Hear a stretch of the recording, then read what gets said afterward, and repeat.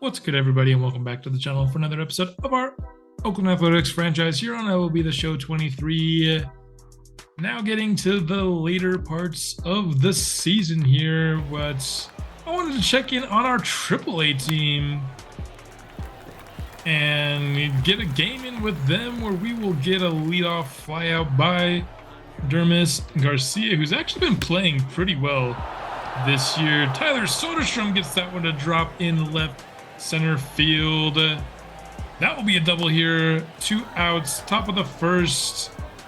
That brings up Eduardo Silva, of course, the first round pick that we took in the previous draft. And can he come up clutch? Not this time around, unfortunately. That'll be a ground out, of course. Called him up to AAA earlier in the year after he had been hitting for really good power in AA. Bo Schnell will be the pitcher today. Pitched with him earlier in the year. Had a really good time doing it. Wanted to get a second game in with him here in year 2. Starts this first inning with 2 consecutive strikeouts, bringing up G-Man Choi here, who will ground out to first base. Easy play for Jordan Diaz.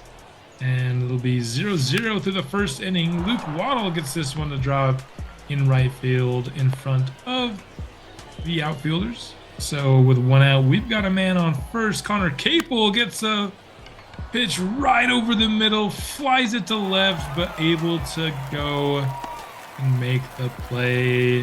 Thought that one had potential for a minute, but it couldn't quite get there. Now 2 outs, Devin Foyle up to the plate.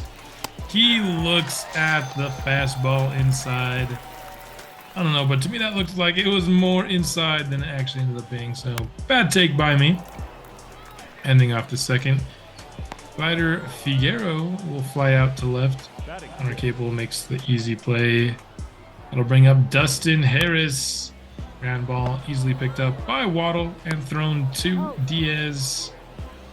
And that's 2 consecutive scoreless innings to start the day. Jordan Diaz now up to the plates, and he makes something happen. Not that time around.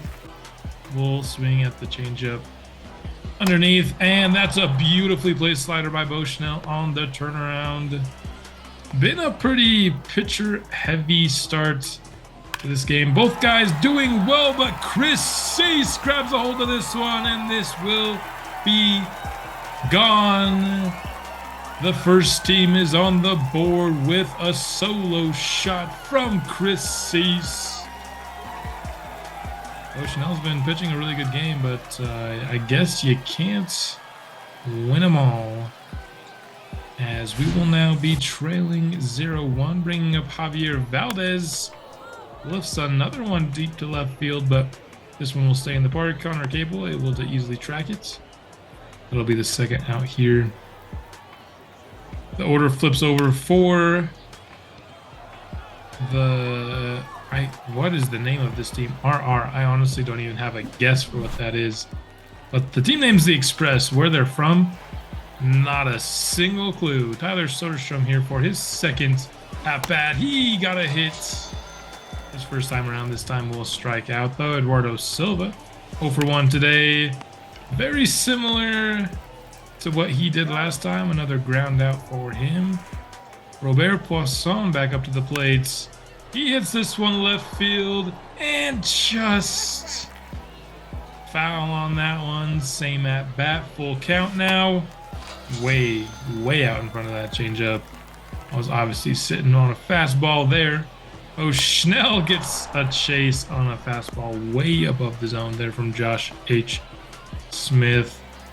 And that'll bring up Zach McKinstry, who will get a base knock through center field. Eduardo Silva able to track it and keep him at second, but a 2-out double there for McKinstry will keep the inning alive. Later, Figueroa gets hold of this one. Can we get to it? No, we can't. Off the wall. Silva will track it, but that'll be another run across the board for the Express. Still a man in scoring position here, but Poisson able to easily snag that one. and end the fourth. Now 0-2. Need our offense to pick things up, but 2 outs already, top of the 5th. Foil will get some nice contact there, but just nothing seeming to go our way. A lot of the good timing swings just weren't resulting in hits, and I just wasn't able to get these perfects that you of course would like to see. Eduardo Silva been a busy man today out there in center field. Javier Valdez up to the plate. Weak grounder will end the 5th, but this offense is in desperate need of help. And Zach Geloff has been somebody who's just been pretty disappointing this year, if I'm being honest. Last episode, we were able to highlight a young player who was doing really well in Lawrence Butler, but not everyone in our farm system, or I guess young guys, because Lawrence Butler's not in our farm system, is having the same success. Kind of viewed him as the long-term piece at third base, and he certainly can still be that. It's just I'd like to see some better production from him, as Thomas Sagesi here will just get in time for that double. I have no idea if that's what his actual last name is. Josh H. Smith. Weak grounder, but it will advance. Their man to third base. Sac fly could bring in another run, and that's exactly what they're going to go for here. G-Man Choi lifts it. Capel will try to throw home. And it was, a decent attempt at a throw. Just, it was a very tough play to make. Waddle here corrals this one. Makes a nice throw. It'll end the 6th, but now down 0-3. Come on, we need offense. Please, Eduardo Silva, no doubt home run. He'll give it to us. Finally able to break the lid off. And now hopefully that could be the first run in a series of, hopefully now we can just kind of start to string together some hits and get back into this game, because we're in the 7th inning and we just scored our first run. That is clearly not good enough. Still have 2 more runs to overcome. So let's see if we can do it. Starting here with Robert Poisson. He on the 1-0 pitch. Very weak grounder, but he's got some speed, and he outruns the throw. Still no outs. We've scored a run, and now we've got a man on base. Could this be a little 7th inning rally? Waddle hits it deep to right field, but it's caught. Just not quite enough. It seems like it's been that way all game long. Good contact, just not going in spots where it's actually going to result in hits. Foil there, though, will get a hit. So 2 outs, so we've got another man in scoring position. He's got some speed as well, so any sort of base hit should bring across a 2nd run, but offense has not come easy. And we've got Zach Geloff, and he strikes out late on the fastball. His struggling season is not getting better in this game. A nice backdoor slider there by Bo Schnell, pitching into the 7th inning. He hasn't been pitching amazingly, but he has been keeping that pitch count low and still pitching well. So decided to give him a 7th inning, and so far through 2 batters, that seems to be a good decision. 0-2 high fastball, and he strikes out the side in the 7th. So yeah, very, pleased with the decision to keep him out for 7 innings, as he was stellar in that inning. Now it's time for our offense to pick things up, and Jordan Davis hits this one deep to left field. It will go foul and be caught. So close to getting that 2nd run across. Tyler Soderstrom, one of the best players in our farm system. Need him to come up clutch, but he can't. Offense just was not there today at all. Yolis Guerra, though, with a nice strikeout pitch high. Full count here. This one will be a base knock, singling out to left field. A 1 pitch coming up for Thomas Sagesi is what I would guess his name is. Hey, sorry, that was bad. I won't do that one again. But Josh H. Smith up now, and that's a beautiful high inside fastball to strike him out looking. And so the Express not able to extend their lead. It's time for us to not swing at sliders that are like 2 feet inside the strike zone. Just couldn't come up with anything there. That's not how you want to end the game, looking at a fastball inside. Let's just forget that game and move on to another player I wanted to look at, this time at AA. Omar Cannon, of course, acquired him shortly after acquiring Bobby Witt Jr. to kind of replace Geraldo Soto in our pitching farm system, and I've yet to see how he performs. Nice diving play there by Yuribel Angeles over at short stop. Love to see the efforts on the dive. Let's take another look at it. Beautiful glove on the knees with the accurate throw, able to get that out. And here for the third out, what a pitch high and inside for the swing and a miss. Here in the second with another strikeout, slider down underneath. These are some really good strikeout pitches we're seeing here. This one gets it right back to him, and he'll make the easy play over to first base to Trenton Brooks. Underneath the zone, this one's hit, but he got on top of it, and another easy ground out through 2. No runs allowed. Justin Lopez now up to the plate.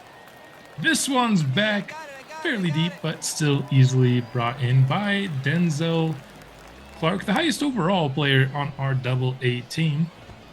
Haven't spent a ton of time previewing him as he has just C potential, but certainly somebody that still could, be an MLB caliber player. C potential is not the worst thing ever. This one's hit back and deep, and it will be a 2-run homer. Greg Barr, his second on the year for the San Antonio Missions. And that'll get the first 2 runs of this game across the board. Able to get the second out here, top of the third.